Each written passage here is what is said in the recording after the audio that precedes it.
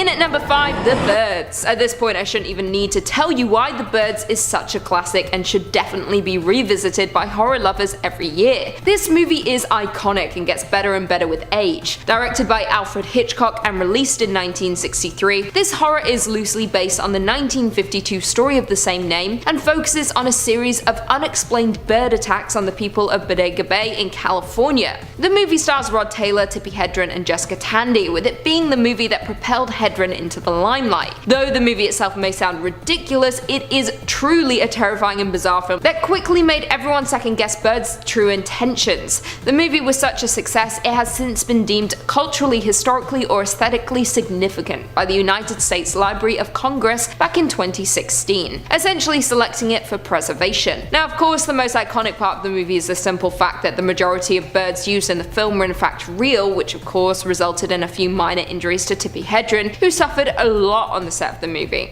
with Hitchcock being known to be particularly nightmarish. On top of that, Hitchcock also signed Hedren to a 7-year contract which restricted her from working at any other studio. This of course only came out following the death of the director. Despite that, the movie itself is a work of art and one of the most significant horror movies in the genre's history. Killer birds. It sounds impossible, but Hitchcock made it happen, and he did it with swagger, that's for sure. In at 4, we have The Last Man on Earth. Released in 1964 and directed by Sidney Salco, The Last Man on Earth is a black and white horror movie based on the novel I Am Legend, written by Richard Matheson in 1954. Now, most will of course know the movie starring Will Smith, I Am Legend. However, this film was its predecessor. Starring Vincent Price, the Earth is stricken by a disease, with one man, Morgan, struggling to survive by killing vampires. Everyone on Earth has been infected by a plague which has turned them into undead vampires that fear mirrors and cannot stand the sunlight. They are weak, in turn not killing Morgan, with the lone survivor going about the same routine every single day until everything begins to fall apart around him. Now, despite not being favourable upon release, it has gone down in history as one of the greatest classic horror movies that people should definitely watch, with many people returning to it each and every year. Some folks even go as far as to call it the greatest Vincent Price movie ever, which is quite the bold statement. I'm not sure I agree with it. Despite that though, writer Richard Matheson was unsatisfied with the finished product and instead opted to be credited as Logan Swanson. In at 3, we have The Changeling. The Changeling is considered to be one of the most frightening movies of all time, and it has every right to hold such a grand title. Directed by Peter Medak and released in 1980, this Canadian supernatural horror follows a New York composer who moves to a mansion in Seattle, which he believes to be haunted. He quickly discovers that the home is haunted by a young boy named Joseph Carmichael, who was murdered by his own father and is desperately hoping someone will learn the truth about his death. It is a terrifying, harrowing, yet emotional story that takes you on a roller coaster ride of emotion.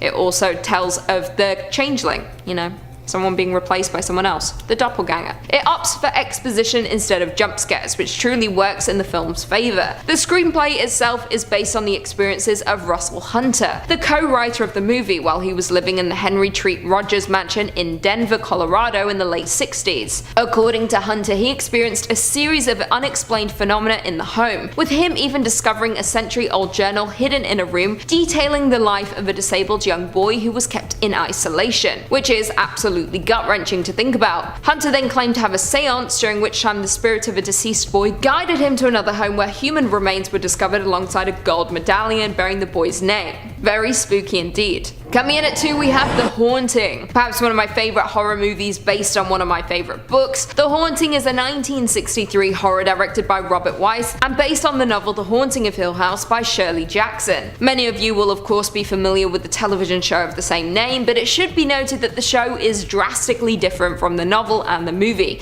That is unrelated to the point. The British horror starred the likes of Julie Harris, Claire Bloom, Richard Johnson and Russ Tamblyn, with it following the experiences of a small group of people who were invited to a supposedly haunted house by a paranormal investigator. The movie, in essence, is a slow descent into madness as we watch two women, Nell and Theo, lose their minds to fear.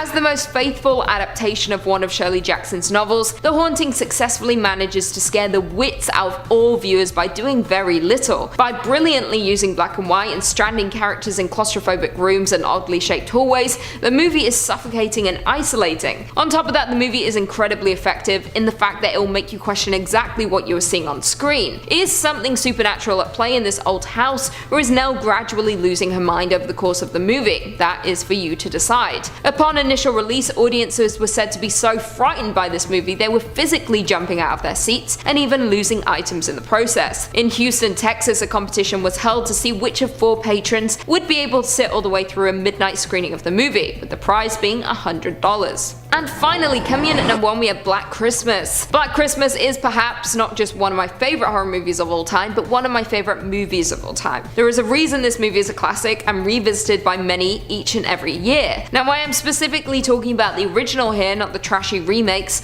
let's make that known. Directed by Bob Clark and released back in 1974, this Canadian slasher follows a group of sorority sisters who begin receiving threatening calls from an unknown stalker, who eventually goes on to hunt them down and kill them one by one during the Christmas season. Starring the likes of Olivia Hussey, Margot Kidder and John Saxon, this movie was inspired by the classic legend of the babysitter and the man upstairs, as well as a series of murders that took place in Montreal, Quebec. The movie from beginning to end is an utter thrill ride, with the calls becoming increasingly more aggressive and the sorority sisters quickly getting taken down in very gruesome and grisly ways. Now, what made this movie so damn wonderful was the simple fact that the characters weren't straight-laced girls next door like many slasher movies prior to this were depicting them as. They all had issues. One was an alcoholic, one was a rebel, one was pregnant out of wedlock. They were human characters, something at that point people were rarely seeing. It is also a whodunit story, with us constantly guessing who the killer could possibly be. Is it the boyfriend? Is it one of the sorority girls? Is it the chief of police? And oh boy, when you find out, it is a real doozy. On top of that, the movie is of course Canadian and was filmed in Toronto, which is where I live, so props. Now, like many horror movies, Black Christmas polarized critics upon its initial release. However, with time came more adoration, with the movie now being considered a cult classic and one of the greatest horror movies ever made. Not to mention, it is one of my favorite Christmas movies to watch each December. Nothing like seeing someone get killed on Father Christmas Day. Starting off this countdown, we have Cube.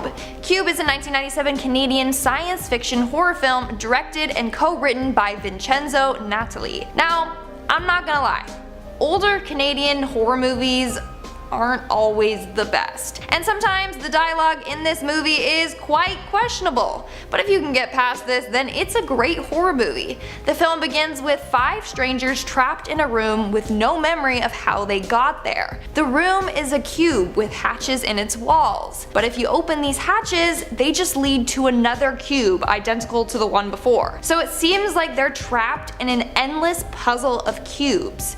But there's more to it than just that. The cube also has different traps in it that can easily kill its victims, like a flesh dicing laser. The characters then have to avoid being killed in a claustrophobic environment, which is making them extremely paranoid and confused. This film explores what claustrophobia can do to you physically and psychologically. In the end, you're left wondering what poses more of a threat. Moving on, at number 4, we have The Descent. The Descent is a 2005 drama horror film surrounding a group of 6 friends that go cave exploring. But while crawling through a narrow passage, it collapses behind them, leaving them trapped and lost in a dark cave. That scene itself will make it hard for you to breathe, since one of the girls gets stuck halfway through a narrow tunnel. That's like my worst nightmare, getting stuck somewhere in the dark. Ooh. But it only gets worse from there. Not only are they trapped far underground in this dark cave, but they also encounter deadly creatures living in the caves. They call them crawlers. These creatures are said to be cavemen that have been living there for thousands of years, and they can function perfectly in the dark. So these girls have to try to find an exit while also struggling to survive against these humanoid type creatures, while also dealing with claustrophobia, disorientation, and hallucinations. From the dark and eerie atmosphere to the small cave passageways, this film will make your skin crawl. Coming in at number 3, we have As Above, So Below. Another movie that takes place underground, but this time it's in the Paris catacombs. When a team of explorers venture into the catacombs beneath the streets of Paris, they uncover the dark secrets in this city of the undead. This 2014 horror thriller is loosely based on the 7 layers of hell, so it takes place kind of like a found footage of a documentary crew. It reveals their experience while exploring the catacombs in Paris. The team leader and archaeologist Scarlett Marlowe believes that one of history's greatest treasures is located underground in the Paris catacombs. The treasure is Flamel's Philosopher's Stone. According to legend, it can grant eternal life and can turn any metal into gold, so no wonder they wanted to find it. So she gathers a team and sets out to find this stone. But in order to do so, they have to sneak into the Paris catacombs and go into unexplored areas in the passages. Some of these passages are thin and narrow, where you can easily get stuck in it. While exploring the catacombs, the walls collapse behind them, and now they are blocked in the tunnels with no other choice than to move forward. That's when weird things start to happen, and it starts to mess with your mind as a viewer. All of the team's darkest fears and inner demons get presented to themselves while in the catacombs. They are lost in a hell-type world with twists and turns. The tunnels play tricks on their mind, making it seem like they're going in circles. It literally seems like all hope is lost, and you're in for the journey with them. In our second spot, we have 12 Feet Deep. This 2017 movie not only makes you feel claustrophobic, but will also make you develop a fear of drowning and getting trapped. The plot revolves around 2 sisters, Bree and Jonah. At the start of the movie, we see the 2 meet up at a public swimming pool for a little swim. But right as the pool is about to close, Bree realizes that her engagement ring is missing. And where does she find it to be? Right at the bottom of the pool, of course, stuck in a metal grate. So both sisters dive into the water to retrieve the ring.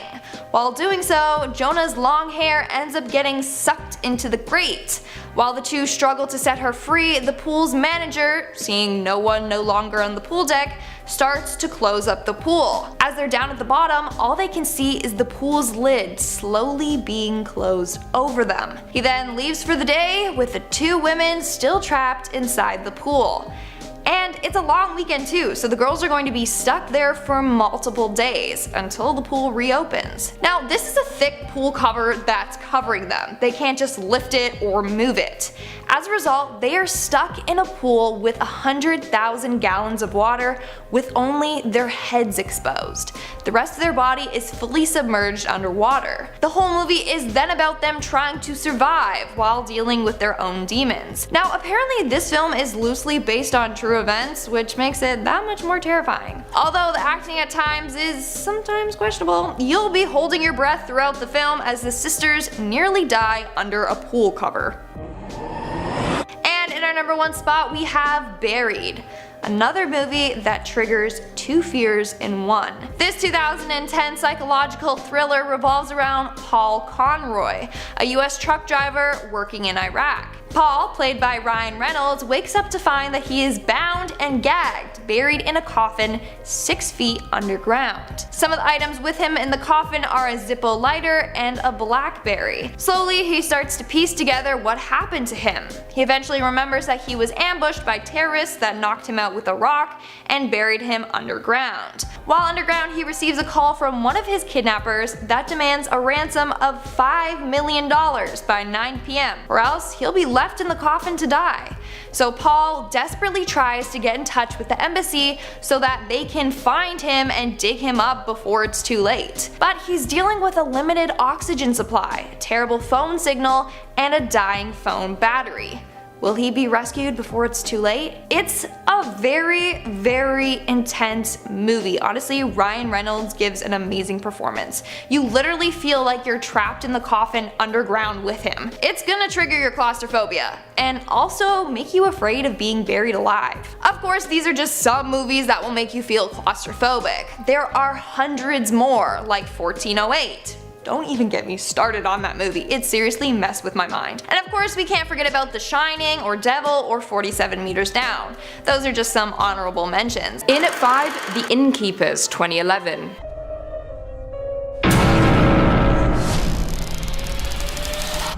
You want to communicate with the spirits in this hotel? This 2011 horror directed by Ty West follows two employees at a New England hotel who decide to investigate stories of hauntings and the paranormal. However, their curiosity awakens something far more sinister. As it goes, The Innkeepers was a pretty run-of-the-mill horror movie. However, it might ring a bell for you for a completely different reason. It now resides amongst the alleged cursed horror films in history. According to sources, this is in part due to Ty West making unfortunate mistakes during shooting, including housing the movie crew and himself in one of the most haunted hotels in Connecticut, the Yankee Peddler Inn, while they shot the film. History tells that the Yankee Peddler Inn is known for having ghostly apparitions and poltergeist activity. Not only that, but guests at the inn have reported having nightmarish dreams. The curse that followed the film was mostly based on ghosts, with them seemingly taking offense to having a film made about them. Actors who stayed on set also reported feeling weird cold spots, as well as seeing strange things including shattering light bulbs during shooting. In at 4, The Omen, 1976. Released back in 1976, this horror directed by Richard Donner follows American diplomat Robert as he adopts Damien following the death of his unborn child. A series of sinister events unfold and Robert quickly comes to the conclusion that he may have adopted the Antichrist. To begin, the film was released on June 6, 1976, aka 666. Right off the bat, the film was daring the devil to get involved, with the first incident occurring when the special effects designer for the film was involved in a car accident, which left his assistant dead. Leading on from that, after actor Gregory Peck signed on to the film, his own son committed suicide. Peck would also go on to experience more upsetting and disturbing phenomenons when a bolt of lightning struck his plane as it was crossing the Atlantic, and a second bolt of lightning striking producer Mace Newfield's plane, with the latter setting the engine ablaze and almost resulting in it crashing. Animal attacks also occurred on set, with multiple actors and trainers receiving injuries. And guys, it doesn't end there. A group of people heading to set got into a car accident and Richard Donner's hotel was bombed by the IRA during filming. So what do you guys think? Was Satan behind these unexplainable incidents? In at 3, The Exorcist, 1973. It's not hard to believe that one of the most terrifying and controversial supernatural horror movies in history would suffer some bizarre occurrences during production. Released back in 1973 and directed by William Friedkin, The Exorcist follows a young girl, Reagan, as she becomes possessed by a demon after playing with a Ouija board. To begin, the screening of The Exorcist kicked off by having a 16th century church across the street from the theatre get struck by lightning. Not only that, but during production of the film, the set caught on fire in the room that was supposed to be the family's home. Reagan's room was unexplainably untouched. This resulted in the shoot being delayed, but when they returned, the tragedies continued. Around 8 different deaths are connected with the film, including actors Valisky Malioros and Jack McGowan, who died shortly after post-production, which baffled many as both their characters also died in the film. Many injuries also occurred, even one involving Ellen Burstyn, who plays the mother of Reagan. Burstyn was seriously injured during one scene that actually made it into the film. At one point, Burstyn gets thrown back into the wall, however her harness broke, resulting in her colliding at full speed, and the blood-curdling scream you hear is actually real. Linda Blair, who played Reagan, also suffered when she was thrown off the bed by an unseen force. And finally, the voice of the demonic entity we see in the film, Mercedes McCambridge, was the tragic victim of a domestic violence killing shortly after the film was released. Coming in at number 2, Poltergeist, 1982.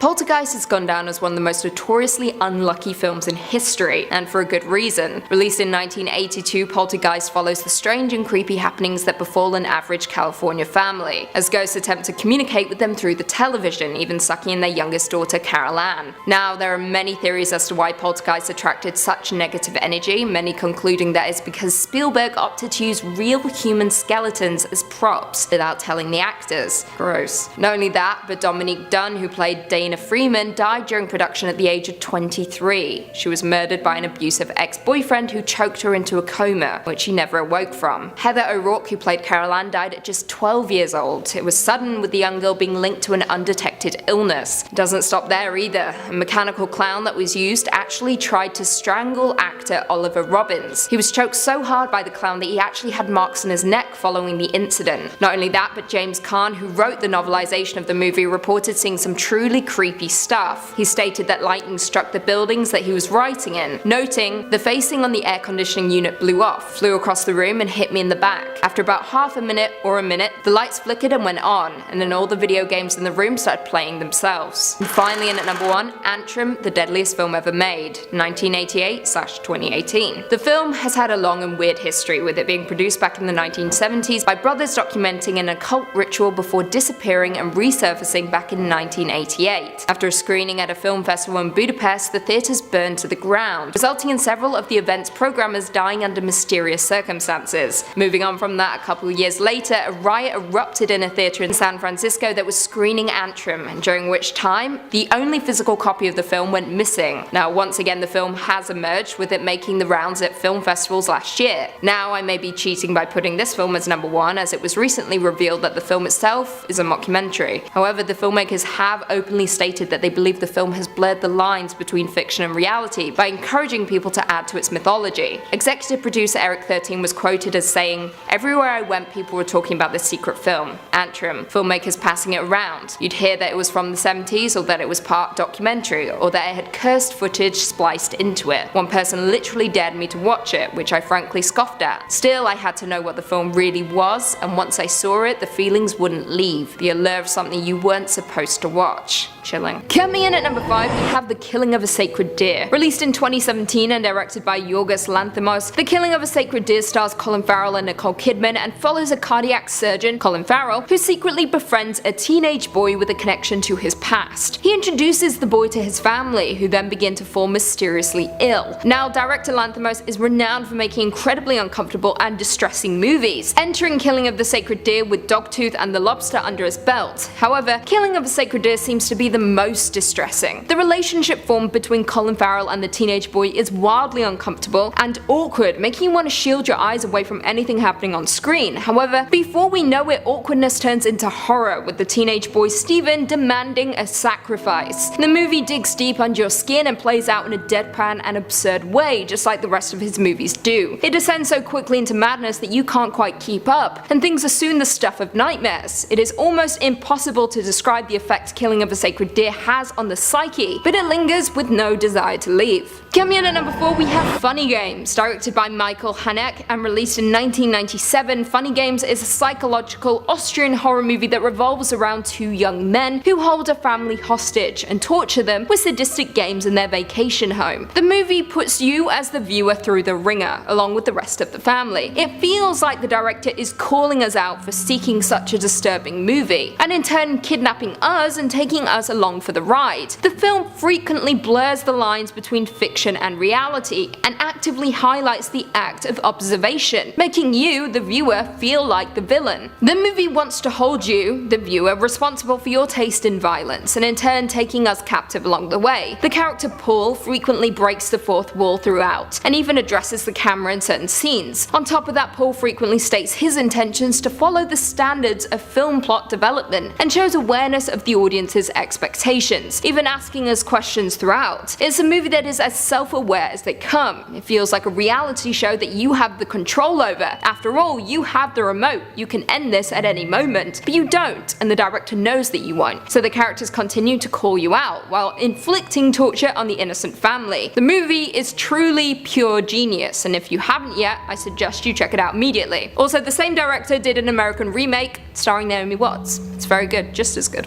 Coming in at number 3, we need to talk about Kevin. Directed by Lynn Ramsey and released in 2011, We Need to Talk About Kevin is a psychological thriller horror starring Tilda Swinton, a travel writer/publisher who gives up her freedom and bohemian lifestyle to have a child with her husband. However, pregnancy doesn't seem to agree with her, but what's worse is when she does give birth, it is to a baby boy named Kevin, who she just can't seem to bond with. Worse still, when Kevin grows up, he becomes a sociopathic teenager who commits a horrific act. Now, the movie is absolutely haunting and earth-shattering, and it takes on one of the most disturbing and upsetting issues in contemporary America: school shootings. Jumping through time and memory, We Need to Talk About Kevin showcases the relationship between Eva and Kevin, and her unraveling psyche, which begins to turn on itself. From start to finish, the movie is an onslaught of mental torment, as we watch on as Kevin grows into a teenager and the hideous deeds he commits. The film is incredibly tough to swallow, and throughout, watching feels like you might be drowning along with the characters. It's a haunting piece of work that you can't quite enjoy, but you can commend for being so visceral and impactful. You never get the answers you seek while watching the movie. Instead, it seems to be actively denying you any kind of resolution, and when the credits roll, you feel completely drained of emotion and tormented by what you just saw. Proceed with caution. I honestly don't think I could watch it again. Once was enough. In at number 2, we have Session 9. I've discussed this movie countless times on this channel now, but I will keep pushing it until the day I die, because this horror movie is pure excellence. Trust.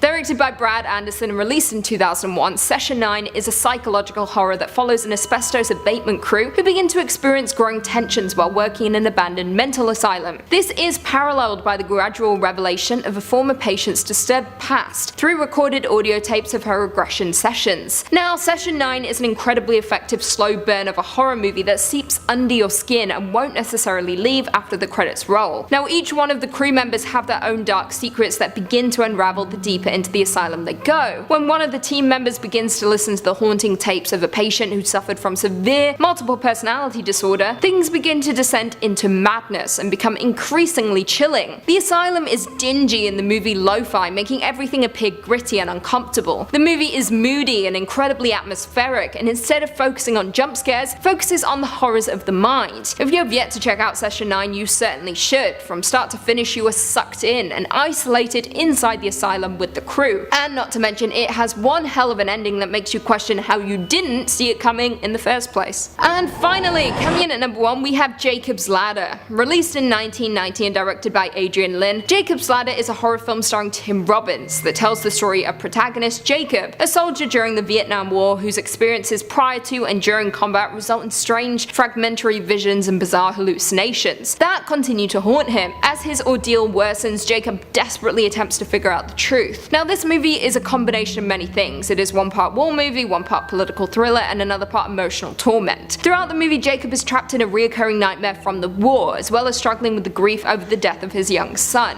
He begins to lose his grasp on reality while battling an ongoing suspicion that he may already be in hell. From the director of Fatal Attraction, Jacob's Ladder, from start to finish, has an intense grip on us and our psyche, with us not quite knowing what is real and what isn't. From people with no faces and subways with no exits, what exactly is happening, or is it all merely existing in Jacob's mind? Throughout the movie, he attempts to unravel his traumatic past while also suffering from severe case of disassociation. From start to finish, the movie is a nerve-wracking roller coaster ride, only you're constantly falling with no end in sight. All Jacob wants is peace, and all we want is to know what the heck is going on. Some interesting information for all you horror lovers out there: it was actually Jacob's Ladder that inspired the horror franchise Silent Hill, including the video games and film adaptation. Coming in at number 5, I Know What You Did Last Summer. Now, out of all of the movies on our list, this one surprised me the most, simply because I had absolutely no idea that this was adapted from a novel. None whatsoever. Regardless, I Know What You Did Last Summer is an absolute classic, and a pivotal teen horror to watch when growing up. If you haven't seen it,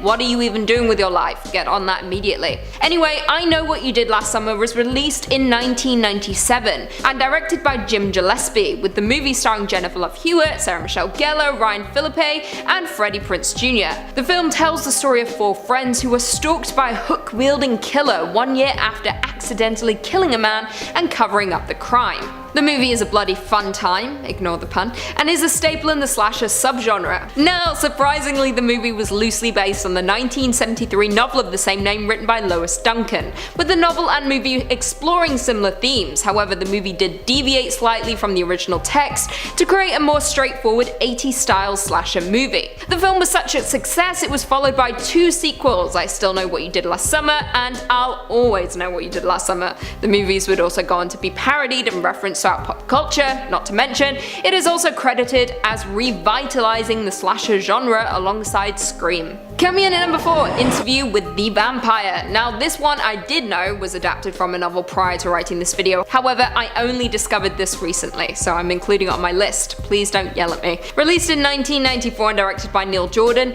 Interview with the Vampire stars Tom Cruise, Brad Pitt, and a little baby Kirsten Dunst, with the movie focusing on Lester and Louis, 2 vampires, with the movie chronicling their time together and their turning of a 10-year-old Claudia into a vampire. Now, the movie is based on Anne Rice's 1976 novel of the same name, a novel which I knew about but didn't put 2 and 2 together for some reason. I'm living in the clouds, I think. Now, the novel and movie follow many of the same themes and same narrative structure, with the book centering on Louis, who tells the story of his life to a reporter. More interesting still, though, is why Rice chose to write the novel in the first place. She composed it shortly after the death of her young daughter Michelle, who ultimately served as inspiration for the character of Claudia. The book was hugely successful, with it spawning a total of 11 sequels, which are collectively known as the Vampire Chronicles, which included titles such as The Vampire Lestat, The Queen of the Damned, The Tale of the Body Thief, Merrick, Blood and Gold, and much more. Back to the movie though, the film received positive reviews upon its release, particularly for the performance by Kirsten Dunst, who was nominated for a Golden Globe for Best Supporting Actress for her role as Claudia in the movie. I was late to watching this movie, which is a damn shame because it is truly brilliant, but better late than never. In at 3, we have Jaws. Honestly, at this point, I just feel downright stupid for not knowing about this novel adaptation. I'm truly considering firing myself at this point. Now, as we all know at this point, Jaws was directed by Steven Spielberg and released in 1975, with it being based on the 1974 Peter Benchley novel of the same name. The movie follows a man-eating great white shark that attacks beachgoers at a summer resort town, in turn prompting police chief Martin Brody to hunt it down with the help of a marine biologist and a professional shark hunter. The movie scarred many for years to come, deterring folks away from the ocean and even the beach, and quite honestly, this movie also aided in my severe fear of sharks. Hate them, don't like them, don't want to look at them. No thank you. Anyway, this movie instantly won over critics and viewers alike, with it becoming the prototypical summer blockbuster, with it also being regarded as a watershed moment in cinematic history. For years, it remained the highest grossing movie, that was until Star Wars came along in 1977. Now, due to the success of the movie, 3 sequels followed, but I'm not opting to discuss any of those train wrecks, so let's move on to talking about the book. Like the movie, Benchley's novel tells the story of a shark that preys upon a small town and the voyage of 3 men who attempt to take it down. Surprisingly, the novel didn't find much success until the release of the movie in 1975, with many readers finding the prose and characterization lacking in the novel. Now, interestingly, the screenplay for the movie is credited to Peter Benchley, who is said to have written the first draft for the movie. The more you know.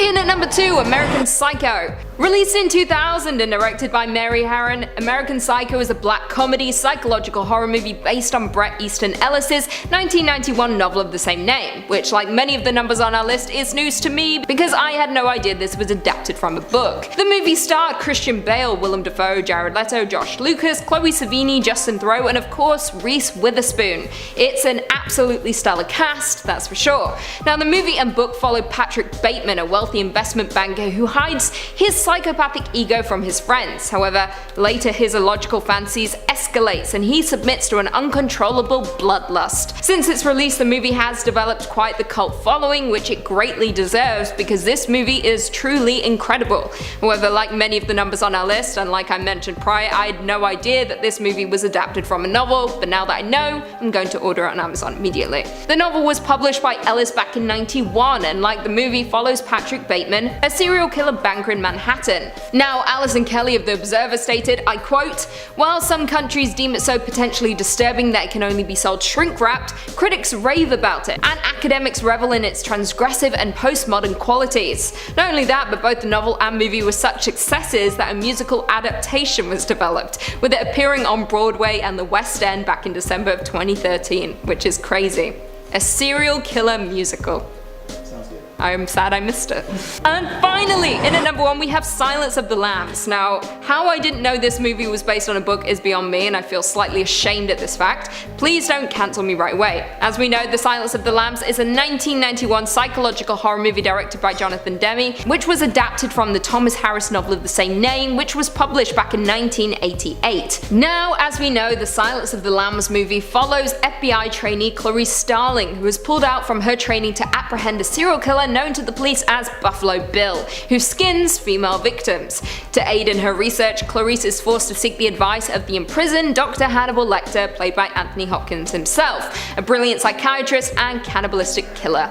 Lovely stuff. The Silence of the Lambs is often cited by critics and viewers alike as one of the greatest and most influential movies in history, and I completely agree. On top of that, upon its release, it went on to win Academy Awards in all the top 5 categories: Best Picture, Best Director, Best Actor, Best Actress, Actress and Best Adapted Screenplay. It is also the first and only Best Picture winner considered to be a horror movie, and one of 6 such films to be nominated in the category, which is absolutely shameful. Now, the movie itself is incredibly chilling, with it gifting us with some of the most quoted lines in history, such as, "It rubs the lotion on the skin or else it gets the hose again." It's not even funny, it's like or maybe I'm just quoting it. Who knows? Maybe no one else is quoting it. Anyway, the movie lingered with many for years to come and brought us the infamous Hannibal Lecter, who would go on to appear in subsequent movies as well as having his very own show with the character being portrayed by Mads Mikkelsen. Now, I may be living under a rock, which is highly possible because I had zero idea that The Silence of the Lambs was adapted from a novel, with the movie seemingly following the book structure and narrative. The book was, as you would expect, a huge success, with children's novelist Roald Dahl greatly enjoying it and describing it as, I quote, "subtle, horrific, and splendid, the best book I've read in a long time." However, on the other hand, critics and transgender activists decreed the novel as transphobic and homophobic due to the portrayal of Buffalo Bill. Due to this, there were protests upon the release of the movie. Number 5, The Void. Released in 2016, written and directed by Jeremy Gillespie and Steven Konstantansky, is the tale of a police officer who is delivering a patient to a hospital. Okay, so far it's not too crazy. However, this hospital isn't too ordinary. As soon as he gets there, things feel and look weird. Whenever I watch movies with hospitals, I always get so uncomfortable by like the lighting. It's always dark and flickery, no one's ever around. I've had some nightmares as a kid about abandoned hospitals. They're not pleasant. I still have them. I still have many nightmares about hospitals. So he gets there, alright? He drops the patient off, and once he realizes that the patient had heroin marks, the police officer thought, you know what? It's probably best to wash the blood off my uniform just to be safe. Pretty standard procedure here. Probably a good call. He bumps into his estranged wife, who was a nurse at the hospital. So he washed up, catched up a little bit, and then he goes out into the hospital hallway and sees the other characters, Beverly and Cliff, there. They're just there. This is when things start to take a bit of a turn. See, Beverly is standing over Cliff. Something just doesn't look right about it. It looks very awkwardly placed. So the police officer, David, walks over and sees that she has stabbed the boy with scissors, like through his eye. It's really gross. So he is forced to shoot her because she's, you know, doing that. She's stabbing people in the head. So he unfortunately has to shoot her. He quickly goes to the washroom where he throws up and passes out, horrified of what just happened. And then he has a dream where he sees a vision of like this dark landscape that kind of looks like Exegol from Star Wars Rise of Skywalker, for all those people who saw it and liked it. All 7 of you. So with this triangular thing just floating in space, guys, if you like 80s horror movies that are just full of honest practical effects, you're gonna love this movie. I don't want to give a lot of the plot away because I don't really think I need to sell it, but this is a dark, twisted hospital horror. It's a Lovecraftian, twisted hospital horror. Need I say more? And the Lovecraftian elements are chiseled in there so nicely with this one. It just makes you feel uncomfortable in and out the entire ride. It's wonderful. Absolutely wonderful. Number 4, Event Horizon. Released in 1997, directed by Paul W.S. Anderson, written by Philip Eisner, with a star-studded cast featuring Sam Neill, Lawrence Fishburne, and Kathleen Quinlan. Event Horizon is a classic 1997 space horror, set in 2047. So we've gotten to a time in history in this movie where we can do commercial mining on Mars. Technology is so advanced that now we can just travel the lengths of deep space like nothing. Not too shabby. Also, warp gates. Warp gates in 27 years, I don't know, I think we can get there. I mean, Face ID, that's already insane to me. In 2015, they even have a colony on the moon, which didn't happen yet. Nudge nudge, Elon Musk, hope you're watching. He's not.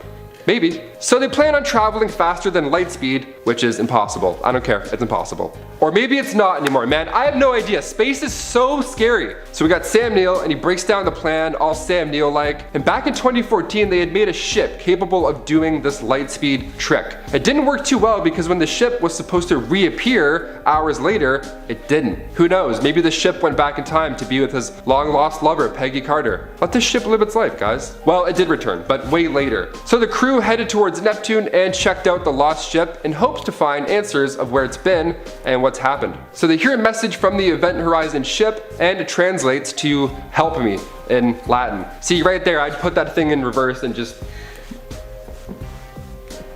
So a few members board the ship and it doesn't look good at all right off the bat. So the ship starts to use the crew's fears and secrets against them. That's all I'll say.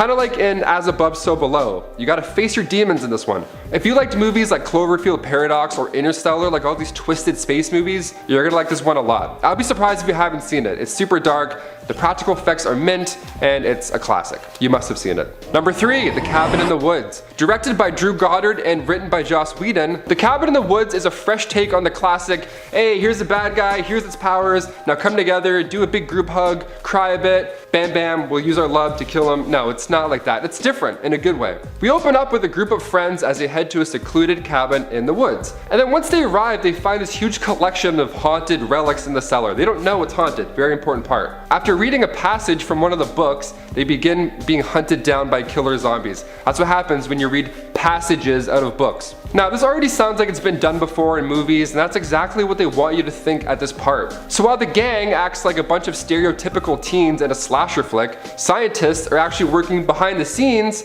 to ensure that everything at the cabin in the woods is going as planned. That's right, so while they're all drinking and playing truth or dare with the heads of animals, no, I'm not kidding.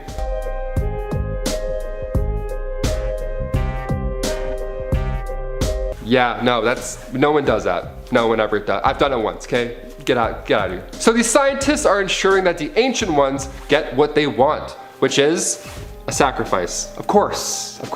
The haunted relics are there purposely so that they are discovered. So in the movie, it's said that the Lovecraftian gods, known as the Ancient Ones, actually exist. So in order to keep them calm, cool, and collect, and hopefully not destroy the entire world, a sacrifice must be done, and this is where our leads come in. For a twisted tale of people being bet on for how they're gonna die, it's actually pretty hilarious at parts, and scary too. It is still scary. Can't forget to mention that this movie has a handful of scenes that actually really messed me up for a few hours after I saw it. Like, sure, it's kind of a parody horror movie, but at the same time, these scenes are happening. You are watching a group of friends being stalked by terrifying things. The shots, the music, it's all there. And it's hard not to love the cast too. I mean, the entire time you're watching, sure, you're rooting for the main characters and all, but like, the scientists are also the main characters. They're doing all of this to save the world. So you're kind of like, yep. With a nice little double twist ending, The Cabin in the Woods did quite well with critics, and many have actually wanted a sequel. I'd watch a sequel. I mean, all those monsters, we only saw a fraction of what those things could do. Number 2, Cloverfield. The classic shaky cam blockbuster was released back in 2008. God, it's been that long, eh?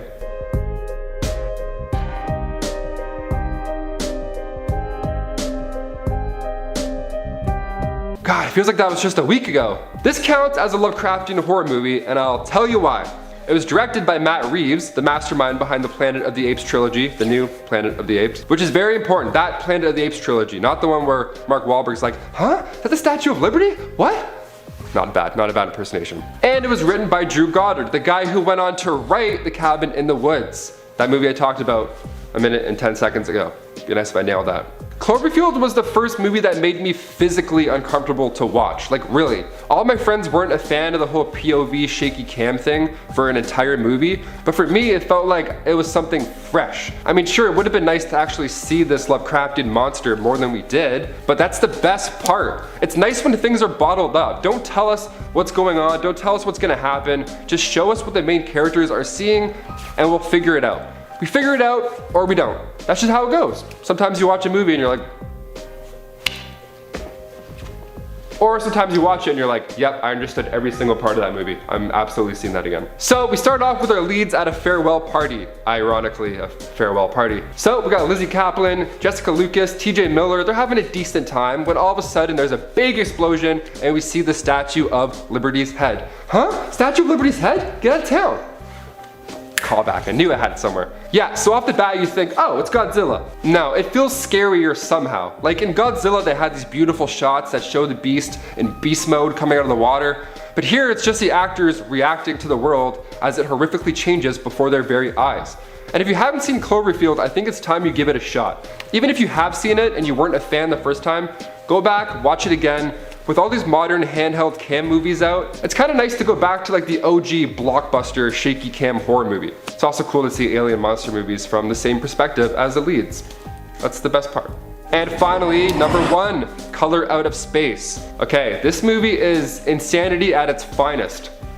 Released in 2019, directed by Richard Stanley, Color Out of Space stars Nicolas Cage, Jolie Richardson, and Julian Hilliard, who we recognize as young Luke from Haunting of Hill House with the glasses. Oh, he's so cute. I always want to grab his glasses and just clean them off, you know? So right off the bat, I knew that this cast liked doing crazy shit. So what is The Color of Space and why is this so crazy, you ask? Let me tell you a few things, good sir. So without giving the ending away, we start off with the family sleeping, hanging out, doing their thing. Some are on their phones, probably watching some more top 5 scary vids, I don't know. Maybe Che's new top 10 vibe channel. I don't know. But all of a sudden, a pink meteorite crashes and lands near their house. Now normally you would think maybe it's just an alien. It is based on the H.P. Lovecraft story also titled Color Out of Space. So it's probably worse than an alien egg, if I'm being honest. It is. It's much worse. So without giving too much away, the meteor starts making people act different. This family starts acting a little bit off, to say the least. And it might be the most ambitious horror movie I've seen in a very long time. I watched it for the first time a couple weeks ago, and I gotta tell you, I watched it again the next day. I watched this movie when I was tired and I was doing like the slow blinks, you know? And then by the time the credits rolled, I was sitting up like, it's 4 a.m. Well, I gotta go to work, I think. I don't know. It made me question my existence. I had no idea what I was watching at times, but I enjoyed all of it. I didn't watch the trailer or anything going into this film, and I strongly recommend you do the same. Just go to Netflix, type the movie in, grab a glass of water, and just sit there and don't blink or move or talk to anybody and just watch it. I felt like I was watching Halloween Town at the beginning. Like it starts off fun, a little bit cheesy. Now I say the acting is bad because everybody in the movie amps it up so much once it gets going. They were clearly putting some stuff in their back pocket acting wise until it was time to show the big guns. So these subtle character changes that happen on and off screen are so good. The best part of the movie that, in my opinion, makes it worth watching is Nicolas Cage. And I know people like to mock how extra he is in movies. I've done it, we've all done it, but it makes sense in this one. It's such a slow burn in the entire film. This Lovecraftian cosmic horror was the perfect film to use Nicolas Cage's crazy acting style. The fact that he is the same guy who did National Treasure is so funny to me. He's nuts. I actually love him. The director asked Nicolas Cage to use the same style of performance that he did in Vampire's Kiss. So if you've seen that, you're kinda in for a treat.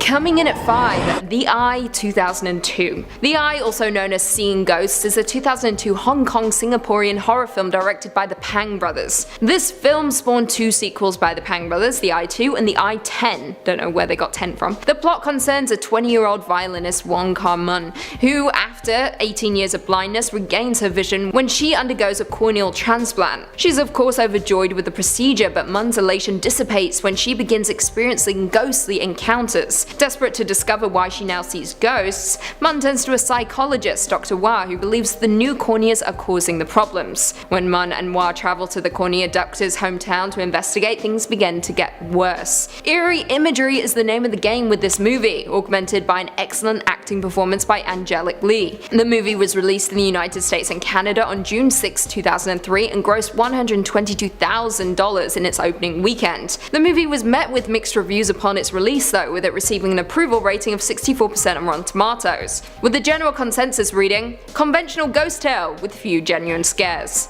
Coming in at 4, Shutter 2004. Shutter is a 2004 Thai supernatural horror film by Banjong Pisanthankun and Park Poon Wong Poon, which focuses on mysterious images seen in developed pictures. After hitting a young woman with a car, Jane and her photographer boyfriend Tun begin seeing a shadowy figure haunting the background of Tun's photographs. Concerned that the figure is the vengeful spirit of a young woman from the accident, Jane does some research and soon discovers that the girl was named Nache and had been a classmate of Tun's. As the haunting continues, Jane uncovers a shocking secret. The cinematography and special effects in this movie are both realistic and creepy, with the storyline being full of twists and turns and surprisingly surprising, to say the least. The movie was a huge box office success, making it one of the best known horror movies from Thailand and recognized worldwide. The film opened number 1 at the Thai box office, grossing $867,000 and remained at the top in its second weekend, grossing $607,000. The film went on to be nominated for the 2005 Golden Canary Award for the Best Film at the Bangkok International Film Festival,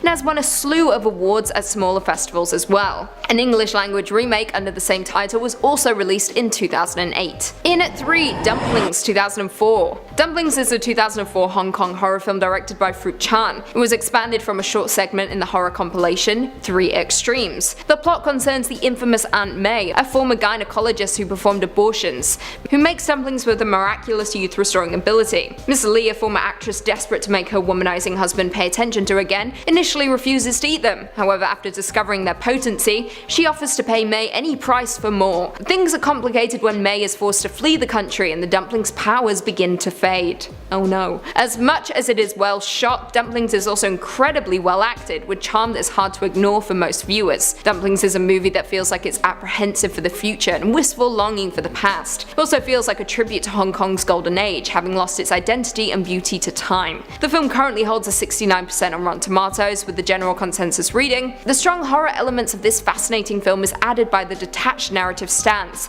supported by the sumptuous colours of Chris Doyle's photography. Eat before you watch." Now, there are some slight variations from the original 3 Extremes, whereas the extended version retains much of the plot for the short film. The endings differ greatly though. The short film focuses solely on Mrs. Lee's quest for rejuvenated youth, and does not include the masseuse or the subplot, including Mr. Lee and May's affair. Now, I don't want to say too much more because it will spoil the movie for you if you choose to seek it out. But trust me when I say, the ending of this movie is a doozy. In at 2, Noroi the Curse 2005. Noroi the Curse is a 2005 Japanese found footage horror film in the form of a documentary, with the film centering on a paranormal expert who vanishes while filming a documentary about an ancient demon. The movie was directed by Koji Shirashi and is unusually long in length for the J-horror genre, being just under 2 hours in length, and having a main cast of well over 25 people.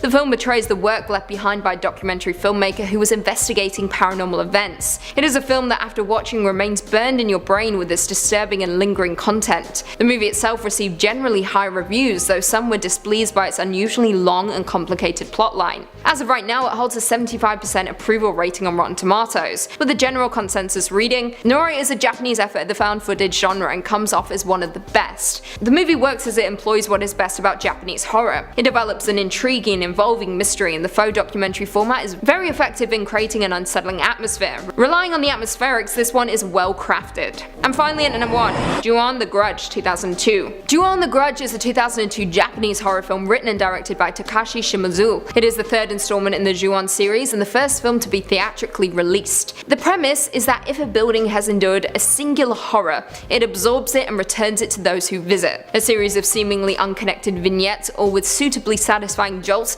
are slowly pulled together by police investigating the strange events. Now, don't let this movie's American remake deter you from watching, because this is a genuinely well-made horror movie that will linger in your mind for a long time. It is horror at its purest and deals with curses, ghostly apparitions, and a haunted house better than most horror movies ever will. However, my opinion aside, the movie received mixed or average reviews, with the Washington Post stating that it isn't particularly scary. No, it's much harder on you than a mere fright. It's creepy, and it lacks any interest in conventional narrative and doesn't bother with hero or heroine, or with any sense of coherency, or any mechanism of solution for its mystery. However, David Kerr of the New York Times took some swift jabs at the movie, stating that The Grudge turns into a rote series of killings, with each new sequence introduced by a title with the name of its primary victim. Because there is a new hero to identify with every 10 minutes, the viewer isn't drawn into a sustained suspense, but is merely subjected to a series of more or less foreseeable shocks. As of right now, the movie holds a respectable 63% on Rotten Tomatoes,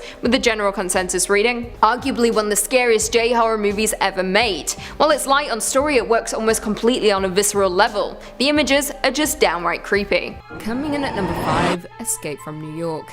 Escape from New York is a 1981 science fiction horror movie co-written, co-scored, and directed by John Carpenter. The film storyline, set in the near-future world of 1997, concerns a crime-ridden United States, which has converted Manhattan Island in New York City into the country's maximum security prison. Air Force One is hijacked by terrorists and is purposefully crashed in New York City. Ex-soldier and current federal prisoner Snake Plissken is given just 24 hours to go in and rescue the President of the United States, after which, if successful, he'll be pardoned. Carpenter wrote the film in the mid-1970s in reaction to the Watergate scandal. Carpenter's view of the future is a decidedly cynical one, and we should be counting our blessings that it is not the timeline we're living in. Escape from New York received hugely positive reviews, with it receiving an 85% on Rotten Tomatoes, with the general consensus reading featuring an atmospherically grimy futuristic metropolis. Escape from New York is a strange, entertaining jumble of thrilling action and oddball weirdness. Honestly, I highly recommend. Coming in at number 4, we have District 9. District 9 is a 2009 science fiction horror film directed by Neil Blomkamp, written by Blomkamp and Terry Tatchell, and produced by Peter Jackson himself. The film is partially presented in a found footage format by featuring fictional interviews, news footage, and video from surveillance cameras. The story, which explores themes of humanity, xenophobia, and social segregation, begins in an alternate 1982, when an alien spaceship appears over Johannesburg, South Africa. When a population of sick and malnourished insectoid aliens are found aboard on the ship, the South African government confines them to an internment camp called District 9. Years later, during the government's relocation of the aliens to another camp, one of the confined aliens, named Christopher Johnson, tries to escape with his son and return home, crossing paths with the bureaucrat named Wikus van der Meer. District 9 is a genre mashup, taking cues from movies such as Independence Day, The Fly, and RoboCop, with the movie treading familiar territory in an unfamiliar place. It's a rare breed that manages to splice documentary style with stomach-churning body horror.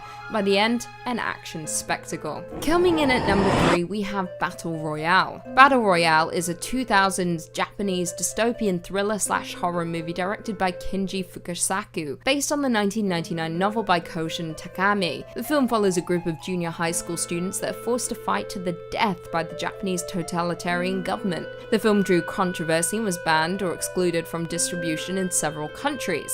Battle Royale became a cultural phenomenon and has been highly influential in global culture. Since the film's release, the term Battle Royale has been redefined to refer to a fictional narrative genre and/or mode of entertainment inspired by the film, where a select group of people are instructed to kill each other off until there is a triumphant survivor. Many can draw comparisons between Battle Royale and The Hunger Games, of course, and that's okay. However, what The Hunger Games tried to do over 3 films, Battle Royale did in just 1. And with far more levity.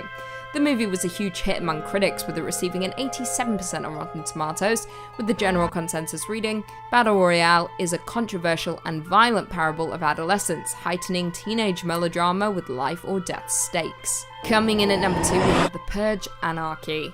The Purge: Anarchy is a 2014 horror film written and directed by James DeMonaco, a sequel to 2013's The Purge and the second installment in the Purge franchise. While the first film was set entirely in one house, Anarchy takes place around the greater Los Angeles area and shows more of what happens to the surroundings during the Purge. Now, some backstory. The Purge franchise is set in a dystopian United States ruled by a totalitarian government known as the New Founding Fathers during the year 2023. So, 3 years from now, this could be our future.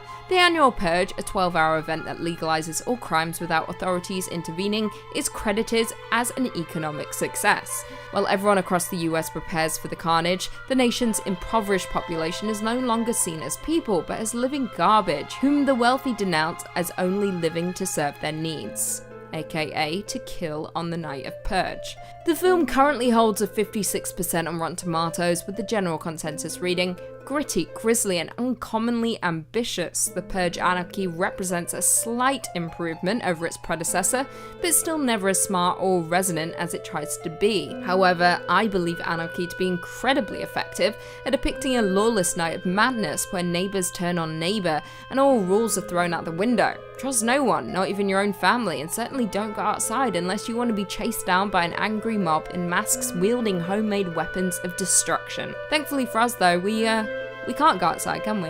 Self-isolation for the win.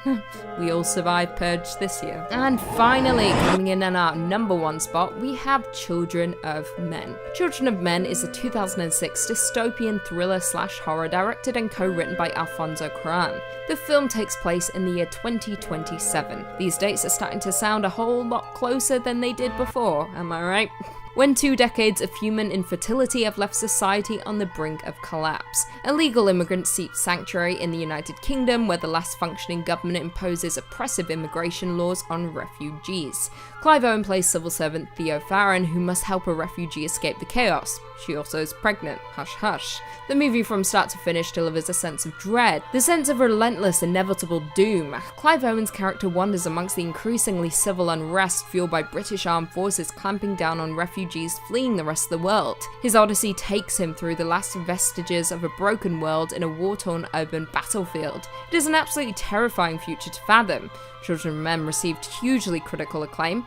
On Rotten Tomatoes, the film received a 92% approval rating, with the general consensus reading, Children of Men works on every level as a violent chase thriller, fantastical cautionary tale, and a sophisticated human drama about society's struggling to live. Children of Men is the most immersive apocalyptic movie we have ever experienced on screen, and arguably the most frightening. A world without children. Can we imagine? Kicking off the list at number 5, Buried. Starring Ryan Reynolds as the lead and only actor in the movie really, and directed by Rodrigo Cortés, the 2010 box film Buried left us breathless. After waking up in a pitch black wooden coffin buried underground somewhere during a job in Iraq, American truck driver Paul Conroy has to figure out where he is, why he's there, and how the hell he's getting out of this coffin alive. With just a lighter and a cell phone, with lousy reception. Ryan Reynolds is the only visible actor in the entire movie, and it was filmed in only 16 days. And right now you're probably thinking, cool, I don't want to watch it. That sounds boring. No, Ryan Reynolds himself suffers from claustrophobia in real life, and you can see it in the film, and it's amazing to watch. It's so fun. So Paul Conroy, which is Ryan Reynolds' character, quickly learns that he is being held for ransom for $5 million.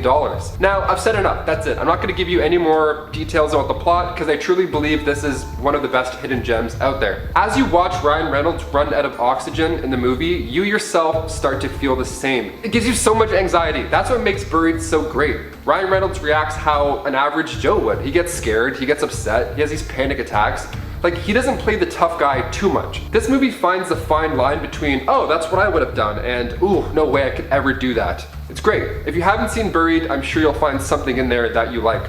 Plus, the ending is awesome, sparks a lot of conversation in a good way, so check it out. And before we move on to number 4, if you haven't done so already, please make sure to throw us a thumbs up after this video, because it helps us out here at the studio quite a bit. Bless your souls. All right, now back to the spooky list. Number 4, I Am Legend. Released in 2007, written by Mark Protasevich and directed by Frank Lawrence, Will Smith stars in this dark apocalypse survival movie based off the 1954 Richard Matheson novel. It is set in an abandoned New York City. We see grass growing through middle of intersections, buildings are falling apart, everything's a mess, and then in comes this sick red Mustang.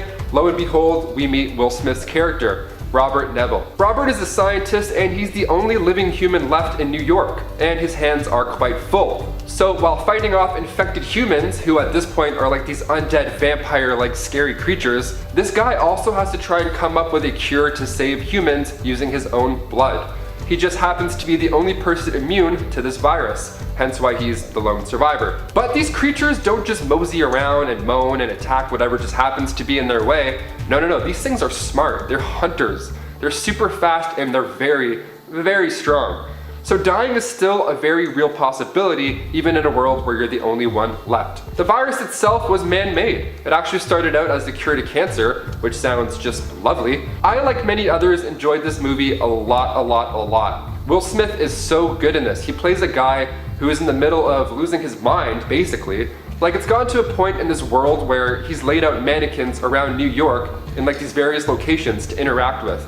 Because he's been trying to save humans for like 3 years now in this movie. 3 years alone? Guys, I was losing my mind 3 minutes into lockdown. This movie often cuts back to when the outbreak first started, which is neat, because you see Robert with his wife and his daughter, and it's interesting to see how the world got to this point, while at the same time trying to see Robert try and get out of it, you know? And if you haven't seen I Am Legend, just, remove the rock from which you live under, grab your family dog, get a blanket, get nice and cozy, and have a nice movie night. You'll love it. And number 3, The Shallows. Starring Blake Lively and directed by Jaime Calais Serra, this 2016 shark thriller is about a medical student named Nancy Adams, played of course by Blake Lively, as she sets out to a secluded beach to hit some waves to help her get over a close death. Now after she grabs her board and gets going, she's only a mere 200 meters away from shore when a great white shark sets its sights on Nancy. So terrified, she books it to the nearest rock, and that's kind of above water. You know, it's not an island, it's just like a little boop. And she waits for Jaws' angry cousin to leave.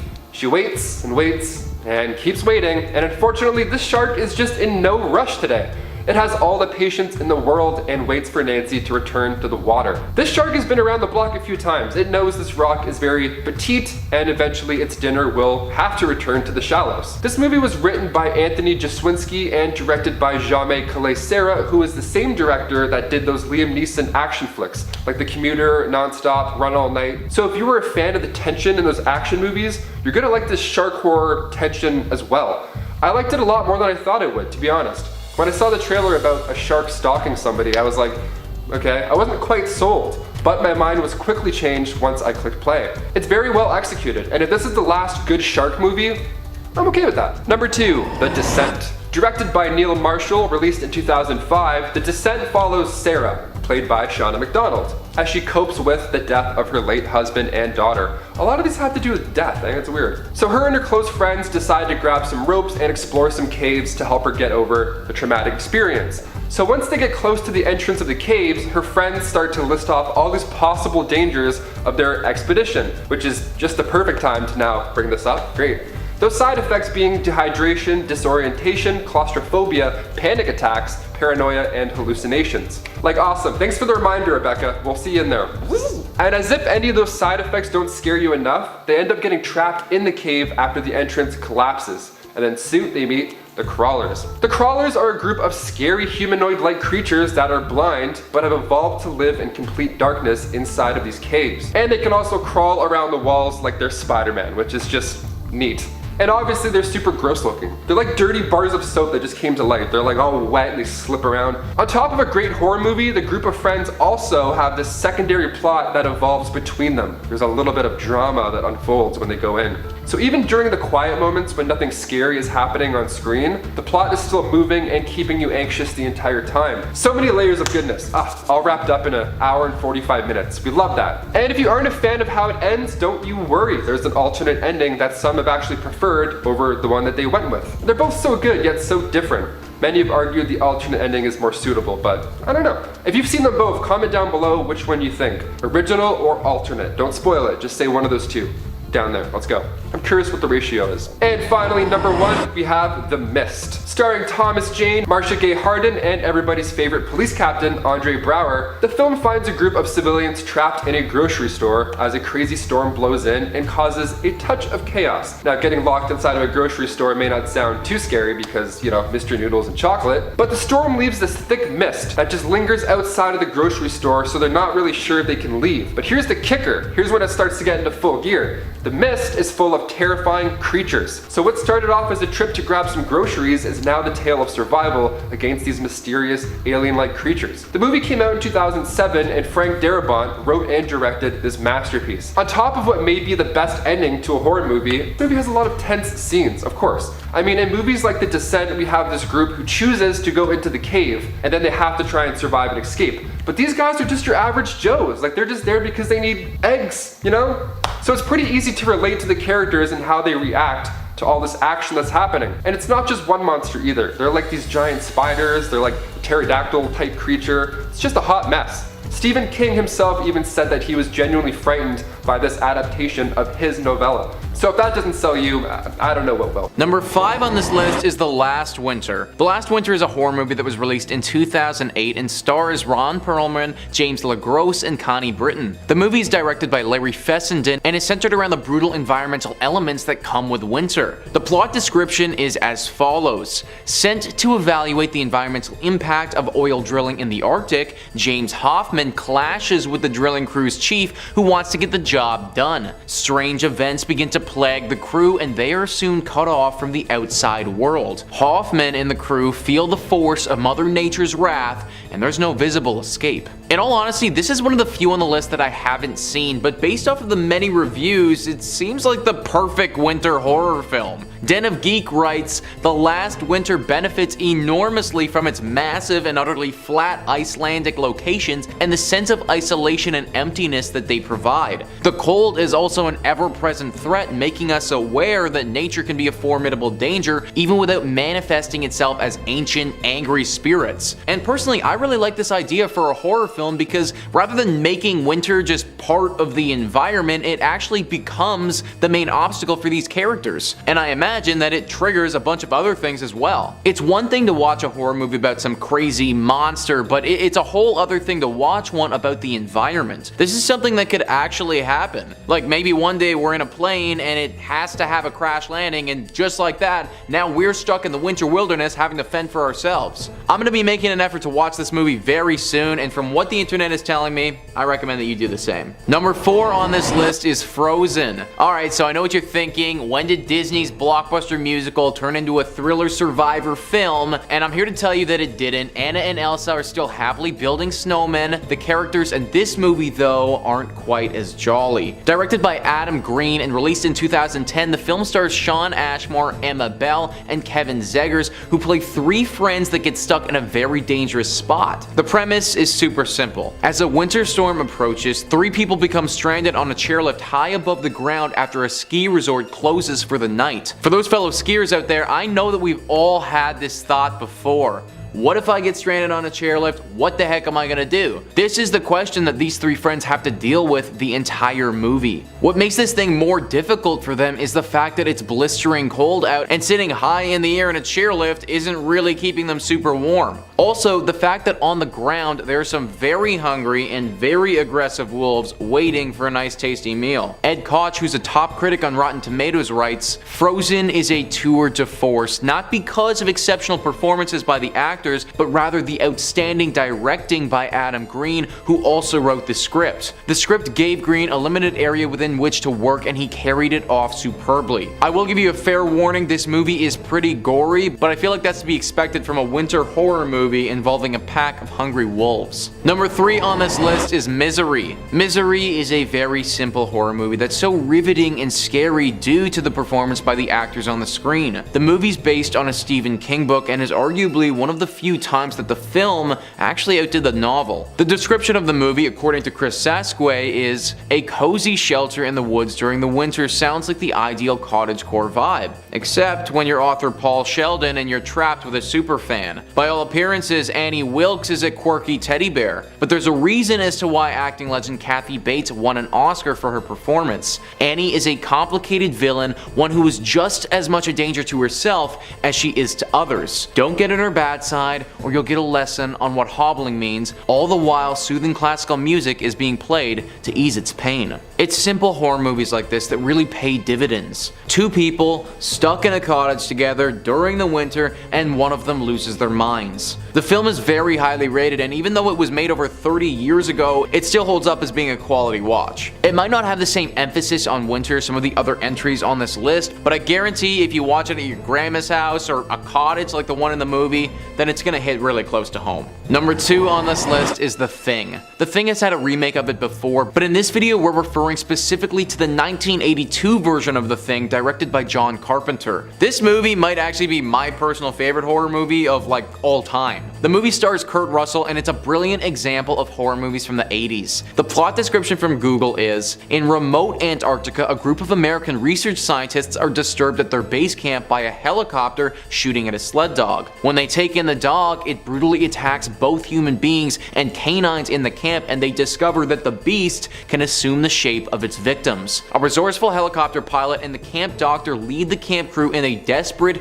gory battle against the vicious creature before it picks them all off one by one. Winter is in the air in this movie. Being in Antarctica, the researching crew is consistently getting bombarded with the effects of the cold and their snowy environment. Whether it's communication systems breaking down, vehicles freezing, or just generally getting snowed in, winter is definitely an obstacle for our protagonists. The one knock against this movie is that the special effects they don't really hold up. But I honestly kind of love that. They look like special effects from the 80s, and there's something kind of comforting about that to me. Also, the entire premise of the alien or creature being one of your friends is really fun. It makes you think about your own home and your family and wonder how would you respond if one of them wasn't who they said they were. Basically, this movie is the plot to the video game Among Us, but it just does it so perfectly in my opinion. Definitely recommend giving it a watch if you're looking for a fun winter horror themed movie to help you get through the cold. Number 1 on this list is The Shining. You know, I almost didn't include this one because I feel like everyone watching this video already knows about it, but I just couldn't keep it off the list. The Shining is often regarded as one of the best horror movies of all time. Released in 1980, the horror flick stars Jack Nicholson, Shelley Duvall, and is directed by Stanley Kubrick. The movie is based off of one of Stephen King's most famous novels of the same name. The movie, according to Google, is about how Jack Torrance becomes winter caretaker at the isolated Overlook Hotel in Colorado, hoping to cure his writer's block. He settles in along with his wife Wendy and his son Danny, who is plagued by psychic premonitions. As Jack's writing goes nowhere and Danny's visions become more disturbing, Jack discovers the hotel's dark secrets and begins to unravel into a homicidal maniac hell-bent on terrorizing his family. What this description fails to inform you of, though, is the environment outside the hotel. It's the dead of winter in Colorado, and that aspect really plays into the whole movie. The characters get snowed in, and that's why simply leaving isn't an option. Similarly to some of the other movies on this list, the feeling of isolation due to the blizzarding outside is shown throughout the whole movie. This really adds to the scare factor because the safe inside that's keeping you warm, well, it really isn't that safe at all. Jack Nicholson is also marvelous in this movie, and the journey his character goes on is brilliant and really chilling to watch. Frankly, this isn't just a winter horror movie that you should watch, but if you're a lover of horror and you haven't seen this one, then it needs to go on your list. Sean T on Rotten Tomatoes puts it beautifully. Chilling, haunting, and unforgettable. The Shining is a horror masterpiece that radiates some of the finest filmmaking of all time.